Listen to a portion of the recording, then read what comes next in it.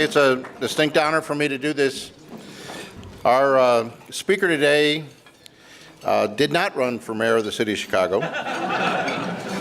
He was educated at Fenwick High School, Northwestern University, and Loyola Law School. He has dedicated his professional life to public service. He started as a prosecutor. He spent 20 years in the Illinois General Assembly, serving his constituents in DuPage County. And since 2010, he has led DuPage County. He has been a national leader in developing ideas for government efficiency, shared services, joint purchasing, and really bringing many, many innovative techniques to public service and to government for the second most populous county in the state of Illinois. It's my distinct honor to bring to our podium Dan Cronin.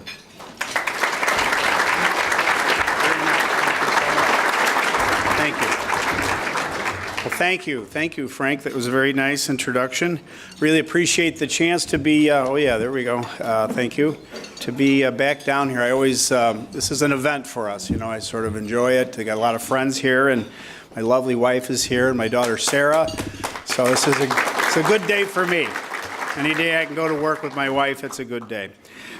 So Frank, thank you very much. Jay Doherty, the City Club Board. I'm really gratified to see a lot of friends here from DuPage. Greg Hart from the County Board.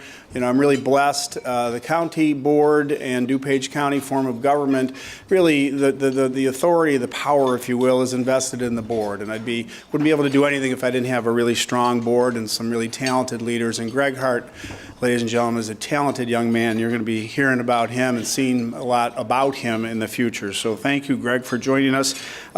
Ken Velo, boy, it's really what a treat it is to have you here. So thank you very much. Bob Berlin, the greatest state's attorney in all the land, is here with us, ladies and gentlemen. I know we did introductions, but I have to point out my friend, my mentor, Lee Daniels is here, former speaker. Tom Cross is here. Will Evans was pointed out earlier, looking forward to working together. Kirk Dillard, my old pal, my seatmate from Springfield. Steve Davis, chairman of the Airport Authority. Ladies and gentlemen, we're joined by Maureen Dunn, who is a rock star. She just was elected to the College of DuPage board, and you'll be hearing about Maureen Dunn in the future, I guarantee you. Gil Villegas, I'm glad to see you here. Thank you for joining me. Really, really appreciate it. I'm going to get right into it, if I may, please, because there's really so much to discuss. Of course, I'd be remiss if I didn't point out what a big week it's been right here in the city of Chicago, where residents just elected a new mayor. Lori Lightfoot marks her place in the history books as the first African-American woman elected mayor of Chicago. Now, this election not only had a huge influence on the city, but also the rest of us Collier County leaders in the region. Our fortunes are linked. DuPage contributes to the city of Chicago, and the city of Chicago is a driver of our DuPage economy as well. I look forward to working closely with the new mayor on several issues, especially and including Western access to O'Hare Airport and development along the western corridor from the airport into DuPage County.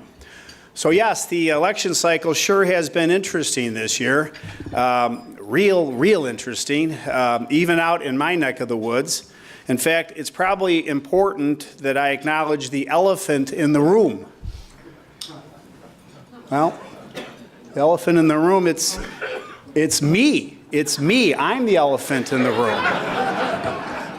I'm one of the GOP elephants who triumphed, if you can use the word triumph, after the blue wave washed through our region last November. Prior to the 2018 election, Democrats had only one seat on our county board. We welcomed 6 new Democrats who've joined the 11 Republicans on the board. Our DuPage County delegation in Springfield also features several new Democratic faces. With the influx of eager new Democrats who have taken their seats in the General Assembly and on the county board, observers say the political landscape has changed. So how do we, the Republicans on the ground, grinding through the problems of the day, executives running local governments, how do we transform what we do daily to adapt to this blue wave? Well, let me let you in on a little secret. I spent most of my 20-year career in Springfield in the minority. You know, with these guys. So I spent 20 years working with Lee Daniels, making friends with those who espouse different political philosophies than mine. It mattered not to me whether someone had an R or a D after their name, so long as we could move a bill and we could find success on behalf of the people. So you could say I've been swimming in blue waters for a while now. Yeah, just a few years ago.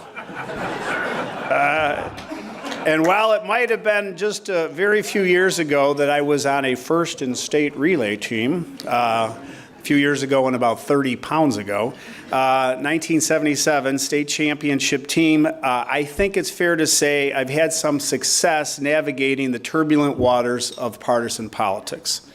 That experience also teaches me that in swimming, on that relay team, and on the county board, we're only as strong as our weakest link.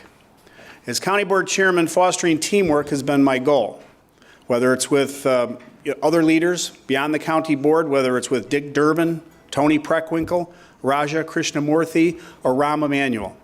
I've spent the past 8 years working with my regional counterparts, fostering job growth and economic development, so that every family in Chicago, in DuPage, and the collar counties has a shot at a good job, a safe neighborhood, and schools that provide a path to a secure future for our kids.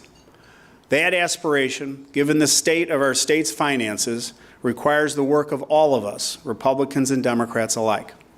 I noted with interest a new initiative of the U.S. Chamber of Commerce this year. The president of the Chamber is Tom Wilson, the CEO of Allstate. The Chamber has embraced a new rating system that will focus on bipartisanship when the influential business advocacy group endorses members of Congress.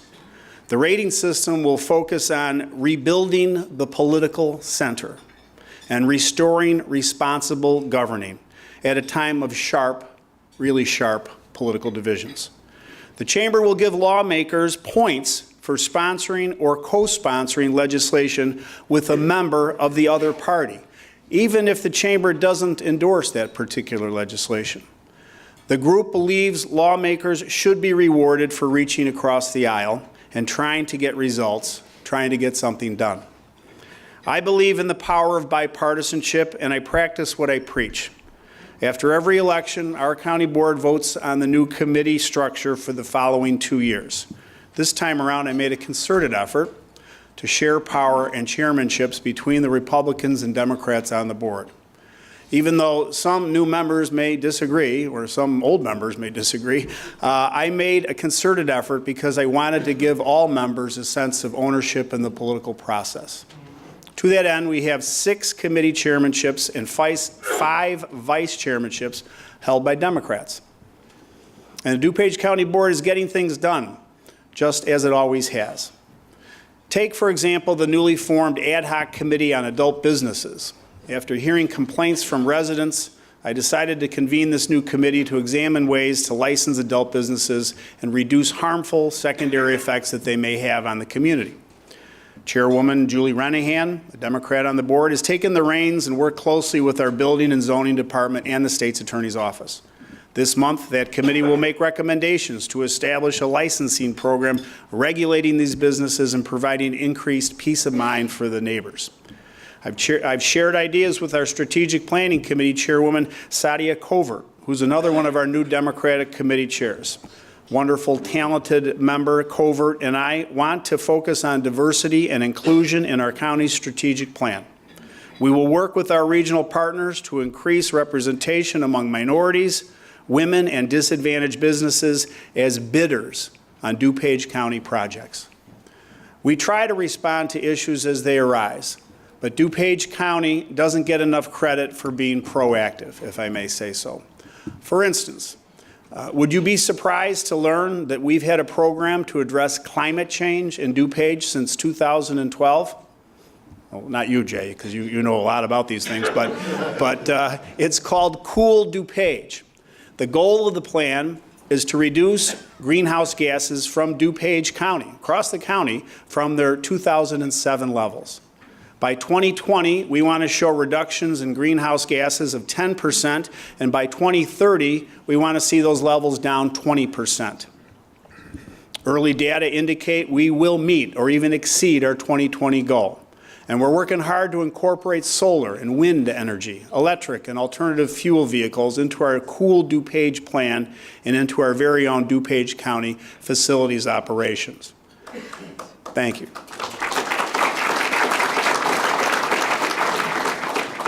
I love the zoo, Brookfield Zoo. In fact, due to our efforts to stay as green as possible, last year our county campus was designated a Level 1 Arboretum, and we're working on Level 2 status thanks to our efforts by our Public Works Committee Chairman Jim Healy and Environmental Committee Chairwoman Liz Chaplin. And those two, by the way, are a Republican and a Democrat. So you see, we're talking about climate change before climate change was cool.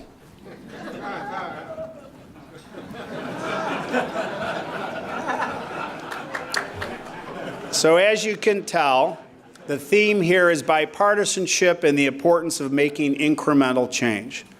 And I've said, together in DuPage, we work hard at getting out in front of issues, including, for example, the growing needs of our residents living in poverty. When I assumed office in 2010, 7.1% of DuPage residents lived below the poverty level. Today, that number is only slightly lower, but it's at 6.8%. Poverty in DuPage disproportionately impacts single mothers and children. Statistics show in 2011, 10.3% of DuPage children lived in poverty. Today, that number is 9%. Rather than duplicate direct aid programs offered by the federal and state governments, we focus on family self-sufficiency program in DuPage. In fact, last Mother's Day, we honored some program graduates at our county board meeting. This successful program seeks to address the root causes of poverty, family by family. Eligible families make a 5-year commitment to participate. In return, they receive comprehensive case management and supportive services to help them reach their goals. 522 clients have graduated the DuPage County Family Self-Sufficiency Program, and of those graduates, 88 are now homeowners. 402 are participants who have full-time jobs, and in 2017, 9 participants completed post-secondary educational programs. A few years ago, this program was featured in the New York Times. The piece highlighted a Harvard study that found DuPage County has the nation's highest rate of positive outcomes for youth in poverty. The study analyzed several factors, including education level, earnings, and job attainment. Now, we are certainly not the only county in the nation with family self-sufficiency program, but this is an area where DuPage has been proactive, and we have measurable results, and they're very positive and they're distinguishing.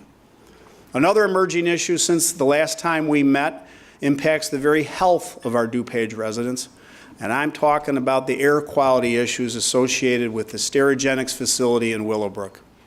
I must give a shout out to all the elected leaders, representatives at all levels of government, Republicans and Democrats, who joined together with DuPage County State's Attorney Bob Berlin and me in our efforts to shut down Sterigenics when we learned it was releasing harmful levels of ethylene oxide into the air. On Friday, I appeared with Senator Dick Durbin, who's been marvelous to work with on this issue, and Representative Bill Foster to express our concern about the Illinois Department of Public Health's study of cancer rates in the area. IDPH did find an elevated incidence of some specific types of cancer. We knew it was in the air, but we didn't know what the incidence of cancer was. IDPH did this study, and they have conclusively determined that the incidence of cancer in and around Sterigenics is higher than other random places. We called for further study. Our U.S. delegation, our DuPage County board members, General Assembly members, Leader Jim Durkin, Senator John Curran, Greg Hart, have been tireless in their advocacy for the frightened neighbors living near this facility. Can you imagine if you live near the facility? We get phone calls from people wondering whether they can open their windows, whether the kids can go out and play in the yard. How many people do you think want to buy a home in Willowbrook these days? DuPage County State's Attorney Bob Berlin partnered with Illinois Attorney General Kwame Raoul in a lawsuit against the company. And a bipartisan group of lawmakers is supporting Illinois Senator John Curran's bills that will protect the rights of DuPage residents to breathe clean air. I believe this has been a truly bipartisan effort, and our battle is far from over. Now, speaking of battles, I'd be remiss if I didn't provide you an update on my battle to reduce the size, scope, and cost of local government. In DuPage County, this effort is part of our ACT initiative. Maybe you've heard me mention it once or twice before. Our ACT initiative. The ACT initiative, ACT initiative, accountable, and accountability, consolidation, consolidation, transparency. Yeah. So, thank you.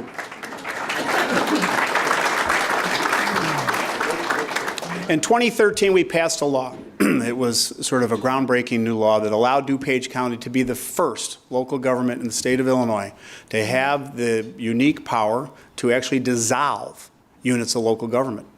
Remember, there are close to 7,000 units of government in Illinois, more than any other state. And at that time, back in 2013, I was there fighting the entrenched special interests myself, trying to get folks to listen to the wisdom and benefits of streamlining, collaborating, reducing duplication and overhead. Eventually, a very few like-minded lawmakers started to listen. Unfortunately, the same special interests, mired in the status quo, determined to keep their fiefdom secure. And they've kind of roughed up these colleagues, these friends of mine down in Springfield. So, for example, DuPage Democrat Tom Cullerton has sponsored dozens of bills dealing with dissolution, transparency, and government consolidation. That poor guy used to have a full head of hair. And Jack Franks, who was supposed to be here today, first when he was a member of the General Assembly and now is McHenry County Chairman, battling some of the same entrenched interests that we found in Springfield. That poor guy used to look like this before he took up government consolidation.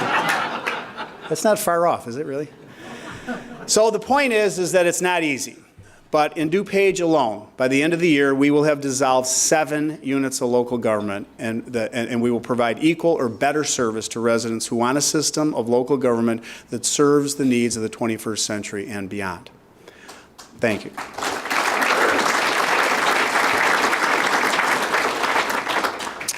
None of those dissolutions would have been possible without bipartisan efforts. So while the incremental change we've achieved is important, we seek a statewide shift in attitude. In 2014, I joined with a bipartisan group of lawmakers, government leaders, and we formed Transform Illinois.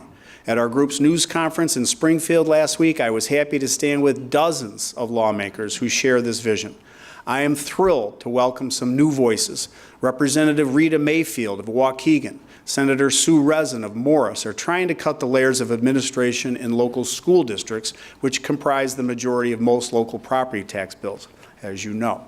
I can confidently say that if you look at the bills our coalition favors during this legislative session and you compare where we've been compared to back in 2013, we have changed the culture. Our common interest in better government unites us and makes us effective on behalf of taxpayers. And all that work I've just described seems really important, right? Until one tragic moment of life-altering magnitude shifts our perspective. I'm talking about that deadly shooting at the Henry Pratt Company in Aurora just 7 weeks ago. When you think of the bravery and the sacrifice demonstrated by the first responders in Aurora and from DuPage County who went charging through the doors of that plant, it puts our work in proper perspective. Blue Wave, Tea Party, progressive, conservative, whatever we call ourselves is inconsequential compared to what we do for others and what folks like these first responders do in a time of desperate need. I thought about this as I attended Aurora Mayor Richard Irvin's State of the City address and listened to East Aurora High School senior Jerron Yancey read a poem that he wrote following the shooting. And in part he said, "This is one Aurora and we are Aurora strong. So we should unite together and sing a song, one full of unity, harmony, and future progress. And if we simply work together to achieve our common goals, nothing but treasure and greatness we shall behold." So what are the lessons for me? Well, columnist Arthur Brooks wrote recently about contempt in politics, saying what we need is not to disagree less, but to disagree better. He goes on to say we can change the climate to reward leaders and be the leaders who uplift and unite, not denigrate and divide. This is the type of challenge that should fuel all elected officials. In the past 8 years, as DuPage County Board Chairman, I'm proud of the story that we've written, one that includes partners from the suburbs and the city, people from many walks of life, those who agree with me and those who don't. It's now my 3rd term, and in the words of the great Walt Disney, it seems to me that we have a lot of story yet to tell. What I don't know is who my co-authors will be. I don't know that yet. I hope they are men and women, mayors of cities and towns, people of all backgrounds, cultures, and belief. There is indeed a lot of story yet to tell. I hope you'll join me right back here next year, and I'll fill you in on DuPage County's latest chapter. Thank you.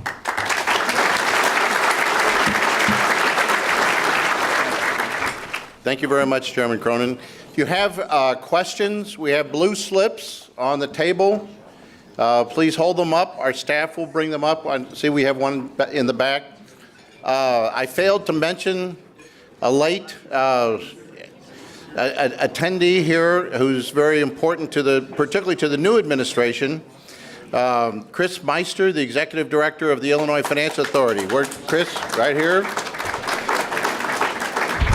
Chris is just back from raising $450 million to provide low-interest loans to cities and to local governments in the state for their water and sewer projects. Very successful project. All right. From Carlos Ponce, who is a member. Carlos, where are you?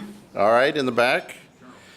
What is DuPage and Republicans doing to reach out to the growing Hispanic population? Well, we are well aware of the population that has been growing throughout the county. I am mindful of the census numbers from the last census. It's the largest growing population, along with Asians, East Asians. So we are right now immersed in discussions to actually change our strategic plan and to sort of incorporate not only the aspiration but some very specific policies for inclusion of diversity and inclusion. We are participating in job fairs. We're partnering up with Jamie Rhee and the Commissioner from the Department of Aviation, I believe this early summer in June. We will be reaching out to the community to talk to folks that are in business and to try to help train these entrepreneurs about how to be qualified as a minority business. And so what are we doing? Well, we've been working with folks and we've been doing what is the responsible thing to do for years, but I think now we are formalizing it and we are going to be specifically adopting policies and practices where we certainly start with procurement and we start with aspirational goals with minority communities. So that's a great question, and I embrace it. I look forward to it, and I hope to be the model of how to do it right. Thank you. Further questions? Oh, sorry. The smaller stage. We have, yes, sorry. We have a couple of questions that came in online as particularly as members know, all of our meetings are live streamed, so you can watch them live or you can go back, they're archived and on our site. This comes in from Dan Wagner. You have ushered in a new type of government to work with both sides of the aisle. What is your advice for other county and state officials and leaders to be more like DuPage? Well, that's a nice, friendly question, Dan. Yeah, Dan's a friend. But I don't know if it's a new form of government. I mean, you think back to the old days, and I remember a lot of collaboration. When I was in Springfield and Lee Daniels was minority leader and then he became speaker, the conference rooms down there were beehives of activities where people were working and negotiating around the clock to try to get deals done. I mean, you know, the Reagan, Tip O'Neill era, that's legendary. I think we have gotten away from that, and call me old school, but I think that old school is going to become new school. I think Tom Wilson, the CEO of Allstate, and I think celebrating those who can find the middle should be something that everyone in this room discusses and puts a premium on when you're engaged in political discussions. Virtually everybody here is seasoned veterans. You wouldn't be here if you weren't in the process, and we all are troubled by what we see. I think there needs to be a reward for folks that do seek compromise, that do want to work and improve things incrementally, because we're not achieving positive results approaching one extreme or the other. So I don't know that it's necessarily new. It's just it hasn't been in vogue until now. Question from Josh Ellis, who's a member of the City Club. Josh, where are you? In the back. Do you see a realistic pathway to more consolidation of school districts in Illinois? Well, I mean, that's probably the toughest level of government that you've chosen. I mean, there are other levels, there are other units that may be more achievable to impose or implement some measure of consolidation. But yeah, school districts hold probably the most promise in that they comprise the largest part of your property tax bill. I think that once and unless and until we get through this, we get some sort of referendum authority where people can actually vote on a plan for consolidation. But it's tough. Emotions run high when it comes to school districts, particularly school districts downstate in rural areas where they don't have much else going on besides, you know, the Tiger Cats on Friday night, you know, football. So it's tough. It's culture. But I think we can start with other layers and other units of government and build some momentum before we address school districts. But I think it's imperative. I mean, everybody talks about property tax relief and property tax reform. It isn't going to happen until there is, one, a shift, I think, of some of the burden, and two, you have to reduce the actual number of units of government. It's no shock that we have the highest property taxes in the nation, and we also happen to have the largest number of districts. There's a strong correlation between the two of those. This is almost a follow-up question online from John Mick, a member. Which units of government appear next ready for consolidation and reorganization? Well, there are a number of bills in Springfield. There was a bill that passed last year that gave counties across the state the authority to do what we did with respect to county-appointed governments and agencies. You know, it's kind of hard to pick one level of government. It's probably better to look at regions, or it's probably better to look at single-purpose districts, you know, a road district or a fire district or a water or sewer district. Those seem to be the ones that are most achievable. People frequently mention, not me, but I acknowledge the fact that a lot of folks, particularly in urbanized areas and suburban areas, point out and question whether or not township government is necessary. So I've got plenty on my plate to focus on county, but there is a movement that is underway, and I'm aware that there are other folks that are picked up the torch and are moving in different directions to address different levels of government, and that's not a bad thing. Okay, and we from member Mark Weiermuller. Mark, where are you? Back at 99. Okay. With respect to public pensions, would you support 401ks for new public employees, teachers, firefighters, county employees? Yeah, I would. I mean, I actually sponsored a constitutional amendment way back when I was in the legislature with Bill Brady. The problem is it's not a quick fix. It's not a silver bullet because you have to have enough money in the system to support the folks that are moving into retirement, right? And so if you have money that's being diverted into a 401k, how are you going to pay for the people? So it's not so easy. But conceptually, the goal, getting people onto a 401k, a defined contribution plan, as opposed to a defined benefit, I think is worthwhile, and I think that's the direction that we should be moving. Okay, well, if there are no more questions, please join me in thanking Chairman Cronin. Thank you.